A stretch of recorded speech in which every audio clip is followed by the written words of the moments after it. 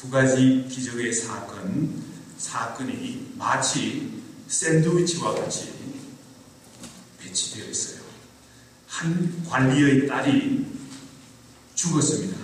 그래서 예수님께서 거기로 향하시는 중에 12해 동안 혈루증을 앓던 여인이 예수님을 만났어요. 예수님께서 그 여인의 병을 고치시고 다시 관리의 딸을 살게 하시는 그런 두 가지의 이야기가 하나로 이렇게 엮어져 있습니다.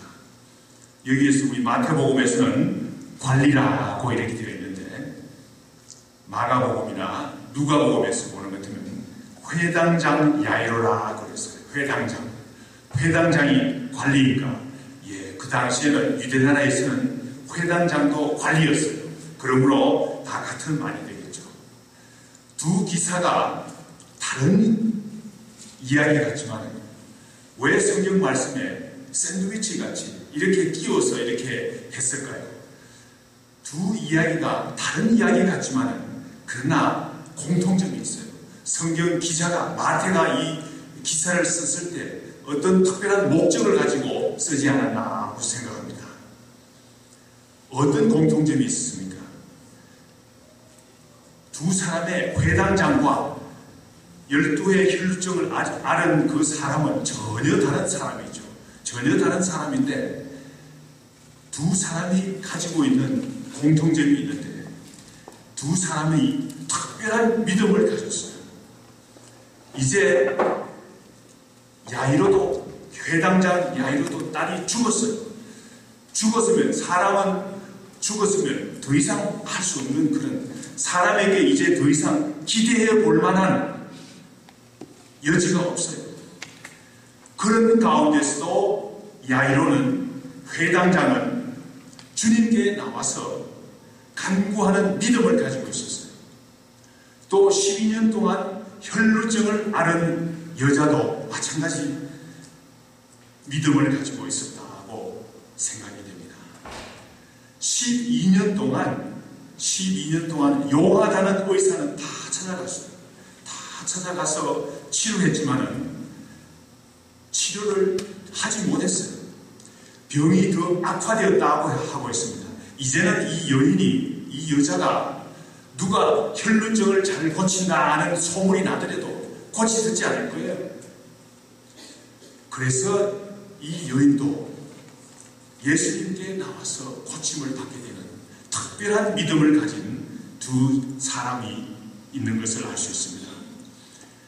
사람이 할 수 없을 때 하나님의 아들이신 예수님께서 고칠 수 있는 것을 우리가 볼 수 있습니다. 야이로가 말이죠. 얼마나 특별한 믿음을 가졌습니까? 딸이 죽었는데 야이로는, 회당장은 예수님께서 그 죽은 몸에 손을 얹고 기도하시는 것 같으면 살아날 수 있다는 믿음을 가지고 있었어요.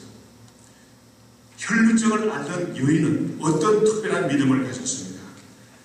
이 여인은 예수님이 지극히 능력이 많으신 분이니까 뒤에서 예수님 바쁘시니까 자기한테는 돌아볼 시간이 없지만 뒤에서 그 자락이라도 만지는 것 같으면 예수님의 능력이 조금이라도 나타나는 것 같으면 12년 동안 아무도 고치지 못했던 혈루증을 고칠 수 있다는 특별한 믿음을 가졌어요.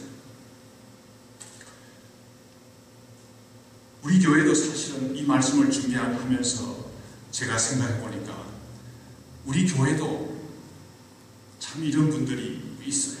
우리 의겸이 20년 이상 전에 참 차 사고를 하면서 휠체어를 타고 있는데 의사들은 이제 더 이상 할 수 없어요. 우리 한 믿음으로, 특별한 믿음으로 우리 주님께 나가야 되겠어요. 우리 또 이자 원사님도 이제 의사들이 더 이상 이제 어떻게 할 수 없어요. 휠체어 타시고 이제 걸어 다니실 수 있도록 우리가 믿음으로 나가야 되겠어요. 우리 김현수 권사님들이 계시지만은 남편 되시는 김병삼 장로님도 몇 년 동안, 수년 동안 그냥 누워 계세요. 이 얘기를 좀 했으면 좋겠다 하는 간절한 소원을 가지고 기도하고 있어요. 우리 오늘 설교 말씀 끝나고 나서 우리 특별한 좀 시간을 가졌으면 좋겠어요. 이 회당장의 믿음, 12년 동안 혈루증을 앓던 그 여자의 믿음, 특별한 믿음을 가지고 우리 한번 우리 예수님께, 하나님의 아들인 예수님께 특별하게 간구하는 시간을 갖기를 원합니다. 오늘 본문 말씀에 보면 18절에서 19절에 보면 절망 중에서도 지극한 믿음을 가진 회당장의 이야기가 나오고 있습니다. 18절 말씀에 보니까 예수께서 이 말씀을 하실 때에 한 관리가 와서 절하며 이르되, 예수님께서 이 말씀을 하실 때에 라는 말은 그 전에 17절의 말씀, 새 포도주를 낡은 가죽 부대에 넣을 수 없다는 그 말씀을 하시고 있는 중에, 이 말씀은 그 전의 내용과 어떤 특별한 관계가 있다는 그런 의미가 아니고 급박하게 연이어서 쉴 틈 없이 연이어서 일어났다는 이 회당장 야이로가 예수님을 기다려줄 시간도 없이 그냥 와서 예수님께 절하며 호소하는 광경을 우리가 생각할 수 있습니다. 딸이 아팠어요. 많이 아팠어요. 그런데 이제 딸이 죽었어요. 사람은 죽으면 끝이 나는 거예요. 유대인들은 그래서 죽으면 하루 안에, 죽은 지 24시간 안에 장례식을 치르는 게 관례예요. 죽으면 끝나는 거예요. 사람이 죽으면 끝나는 거예요. 회당장은 이런 절망적인 가운데서도 지극한 믿음을 갖고 예수님께 나와서 간구하는 그런 믿음을 가졌어요. 딸이 죽었는데 예수님께서 오셔서 손을 얹고 기도하는 것 같으면 살아난다는 그런 특별한 믿음을 가졌어요. 많은 사람들이 소망이 끊어지면 자살을 하든지 포기하는 그런 사람들이 대부분이지만, 이 회당장은 딸이 죽었는데도 예수님께서 손을 얹고 기도하시는 것 같으면 살아날 수 있다는 그런 믿음을 가진 것을 알 수 있어요.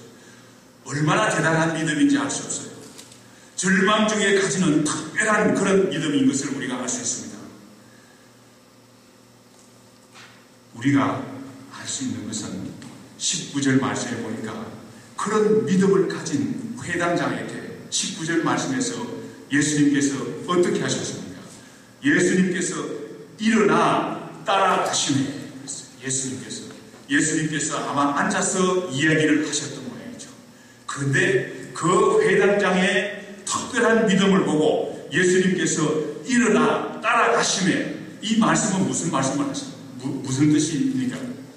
예수님께서 일어나서 가셔서 회당장의 간구를 들어줄 그런 일을 하시기 위해서, 예수님께서 일을 하시기 위해서 일어서신 거예요.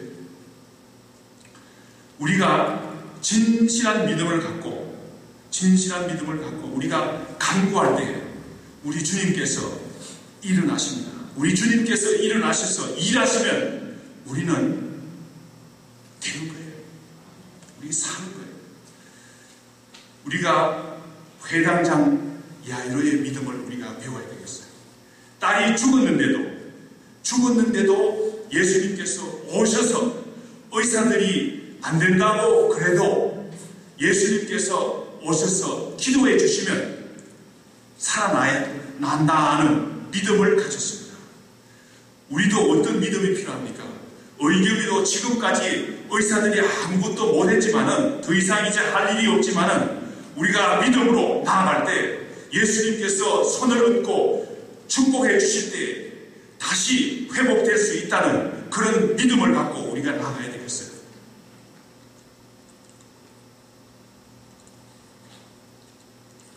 마가복음이나 누가복음에 보면 좀 더 자세한 이야기가 나옵니다. 회당장 야이로라는 이름까지도 나오지만 마태복음에서는 그냥 한 관리라고만 나오지만 마태복음이나 마가복음이나 누가복음에서는 그 사람이 회당장이며 야이로라는 이름을 가진 사람일 뿐만 아니라 또한 그 딸이 12살이나 되었다는 소녀라는 사실까지도 밝히고 있어요. 또한 그때의 광경도 좀 더 자세하게 나오고 있습니다. 원래 회당장 야이로가 예수님께 나온 것은 딸이 아직 죽기 전에 나왔어요. 많이 아플 때 금방 죽기 일보 직전에 나왔어요.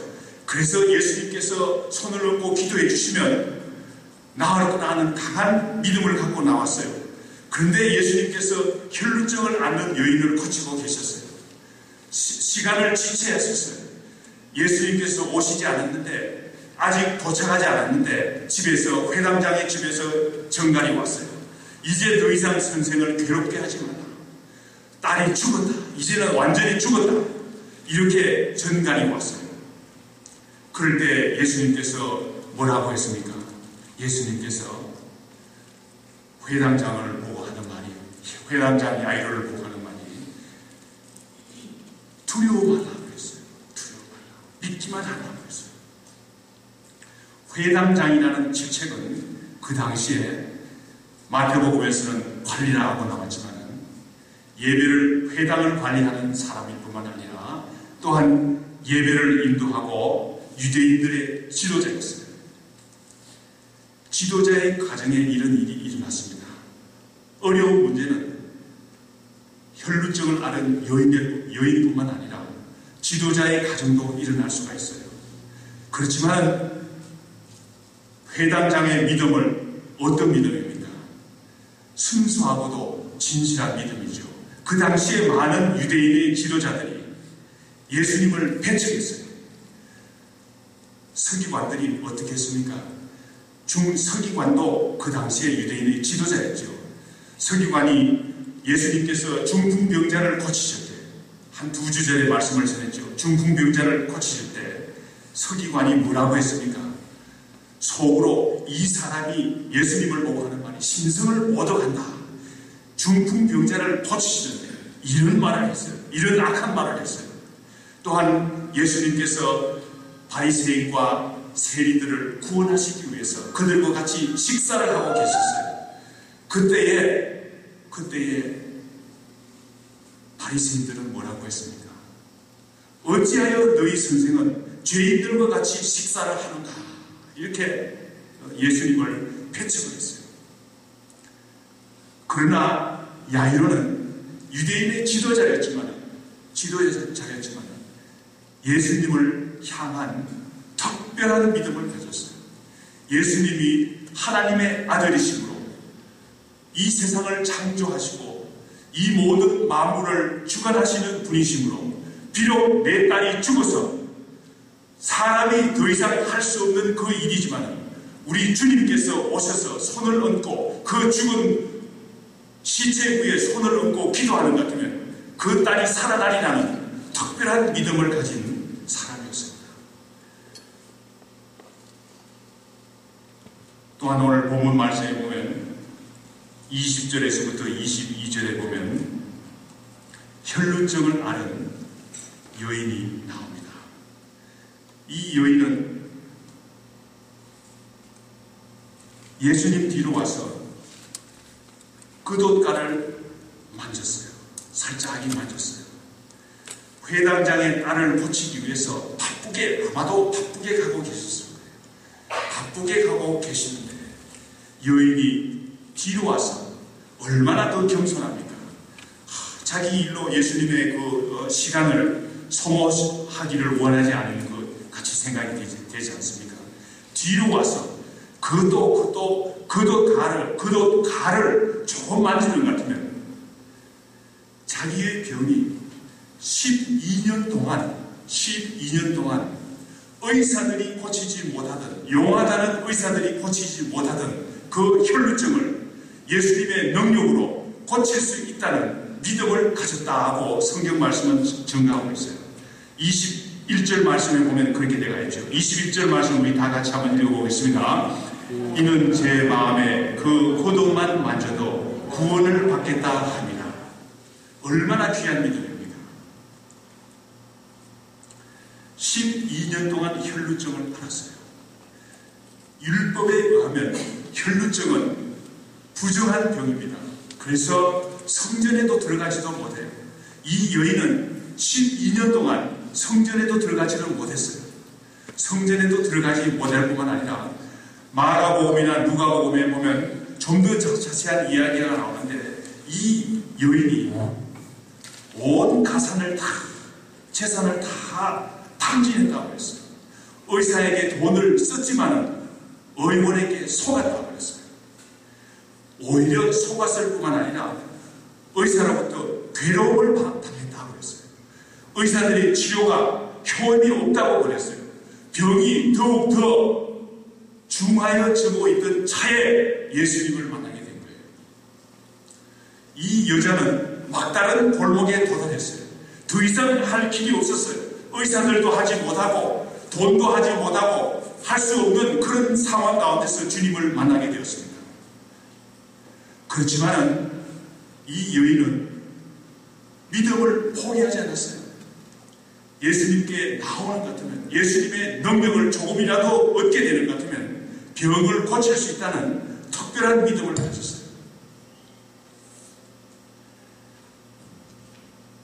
그럴 때에 오늘 본문 말씀 22절 보면 예수께서 그를, 22절 말씀 우리 다 같이 한번 읽겠습니다. 예수께서 그를 보시며 이르시되 내 믿음이 너를 구원하였다 하시니 여자가 그 즉시 구원을 받으리라. 이 여인이 말이죠, 얼마나 당황했겠어요. 예수님의 겉옷가를 약간 만지기만 하면, 몰래 만지기만 해도 병이 나으리라는 특별한 믿음을 가졌습니다. 이제 예수님께서 돌아서셔서 자기를 쳐다볼 뿐만 아니라 많은 사람들이 자기를 쳐다보는 거예요. 얼마나 당황했겠어요. 그런데 예수님께서 정답게 다가오셨습니다. 따라 안심하라. 먼저 안심을 시켰어요. 그러면서 하는 말이 내 믿음이 너를 구원하였다 하고 오늘 예수님께서 이 여자에게 다가오셨어요. 내 믿음이 너를 구원하였다. 이 여자의 특별한 믿음이 자신을 구원하는 그런 동기가 된 거예요. 22절 말씀에 보면, 마지막에 보면 여자가 그 즉시 구원을 받으니라 하고 그랬어요. 구원을 받았다는 말은 병이 나았다는 말이죠. 예수님께서는 그 여인의 믿음을 보시고 병을 고쳐주셨어요. 중풍병자가 병을 고침을 받았을 때, 죄사함을 받고 고침을 받았을 때 예수님께서 왜 병을 고쳐주셨습니까? 그들의 믿음을 보시고, 믿음을 보셨다고 그랬죠. 믿음을 보시고 죄사함을 주셨을 뿐만 아니라 병도 고쳐주시는 것을 우리가 알 수 있지 않습니까? 우리의 믿음을 보고 고쳐주시는 거예요. 로마서 10장 10절 말씀을 보면 사람이 마음으로 믿어 의에 이르고 입으로 시인하여 구원에 이르느니라 하고 했습니다. 사람이 마음으로 믿고 진실한 믿음을 가졌을 뿐만 아니라 입으로 시인하여 고백하는 고백적인 믿음, 특별한 믿음, 진실한 믿음을 가졌을 때 우리 주님께서 구원하신다는 사실을 우리가 알 수 있어요. 또한 로마서 10장 11절 말씀에 보면 성경에 이르되 누구든지 그를 믿는 자는 부끄러움을 당하지 아니하리라 하고 그랬어요. 이 여자가 부끄러움을 당하지 않았죠. 예수님께 당황스러운 일을 했지만 예수님께 올바른 믿음을 가지고 나왔기 때문에 예수님은 오히려 그 여인을 안심시키시고 그 믿음을 보시고 우리 주님께서 고쳐주시는 것을 우리가 알 수 있습니다. 우리가 믿음으로 우리 예수님께 나왔을 때 우리 믿음을 보시고 부끄러움을 당하지 않겠다 하고 성경 말씀을 증거하고 있어요. 사실 제가 이 말씀을 준비하면서 오늘 설교 말씀 끝나고 나서 특별하게 좀 기도하는 시간을 가져야 되겠다 이렇게 생각을 했는데 그런데 그것도 한쪽 마음에 어떤 생각이 드는가 하면 그렇게 했다가 그거 낫지도 않고 뭐 똑같은 형편이 되는 것 같으면 그 사람들이 우습게 보지 않겠나 하는 그런 또 생각도 들었어요. 저는 아직까지도 뭐 안수기도 해서 병을 고쳐본 경험이 없어요. 그런데 제가 이렇게 해야 되겠다 하는 강한 믿음을 가진 것은 성경에 이르되 누구든지 그를 믿는 자는 부끄러움을 당하지 아니하리라 하신 말씀에 의지해서 오늘 우리 다 같이 합심해서 좀 기도하기를 원합니다. 같이 기도해 주셨으면 감사합니다.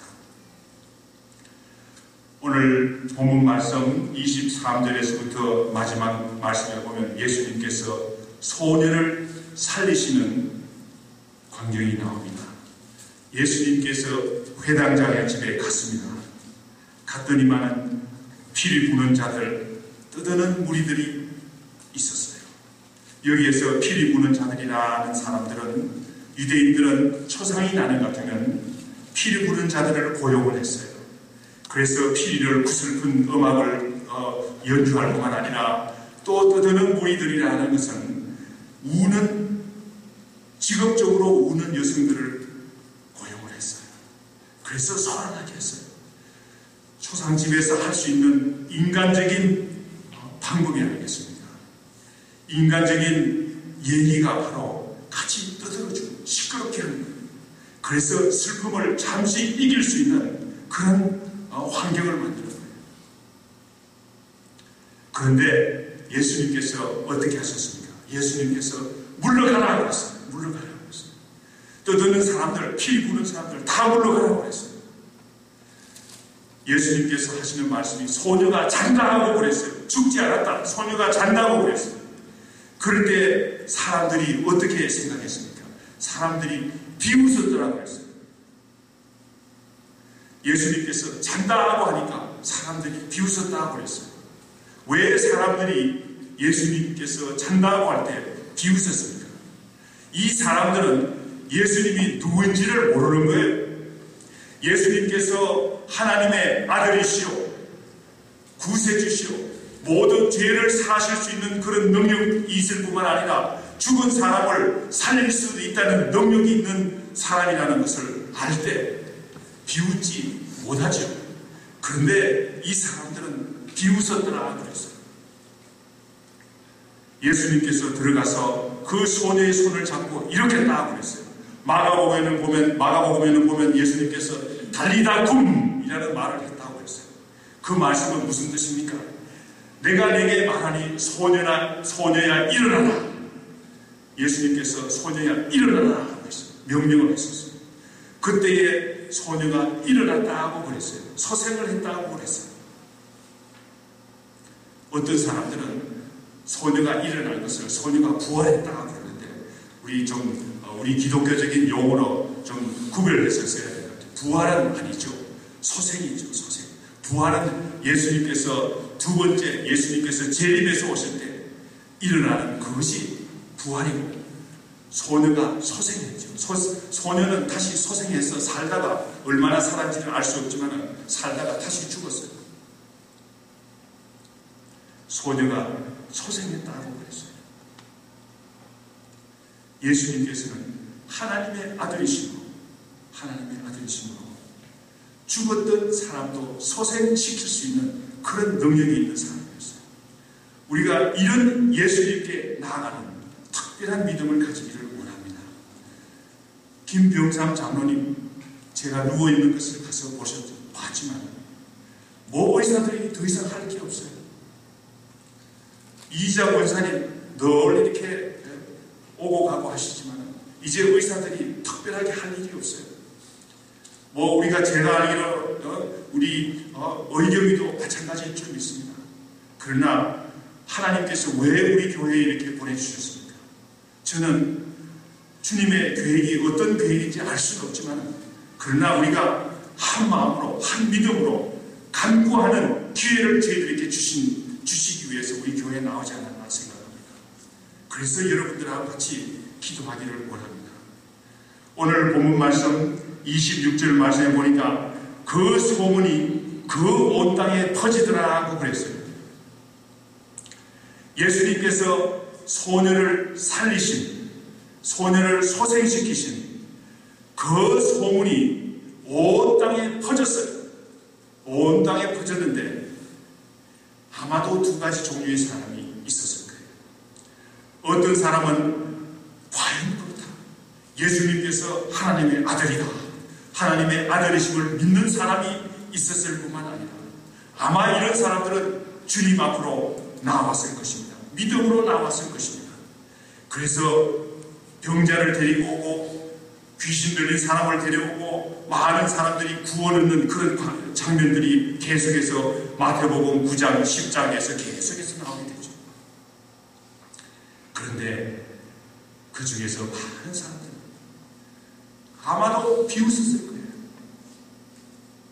어떤 이유로 비웃었는지 알 수 없지만 비웃었을 거예요. 우리 예수님께서 하나님의 아들이심을 모를 때에는 비웃을 수밖에 없는 거예요. 우리는 오늘 본문 말씀 가운데서 우리가 무엇을 가져야 되겠습니까?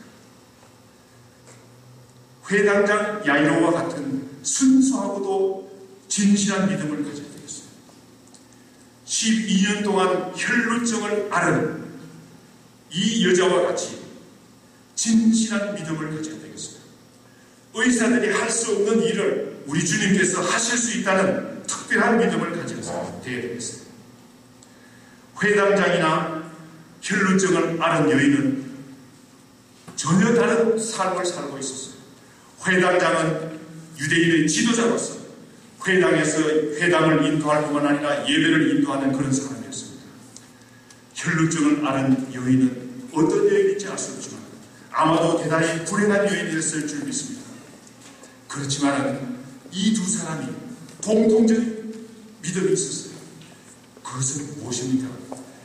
사람들은 할 수 없지만 예수님께서는 하실 수 있다는 특별한 믿음을 가졌어요.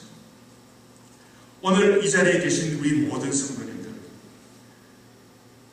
혈루증을 12년 동안 앓은 여인과 같이 우리 주님께서 하실 수 있다는 특별한 믿음 가지시기 바랍니다. 또 우리 회당장 야이로가 같은 죽은 딸이지만은 예수님께서 손을 얹고 안수하시는 것 같으면 죽었던 딸이라도 살아난다는 그런 특별한 믿음, 순수하고도 지극한 믿음, 그런 믿음 가지시기 되기를 간절히 축원합니다.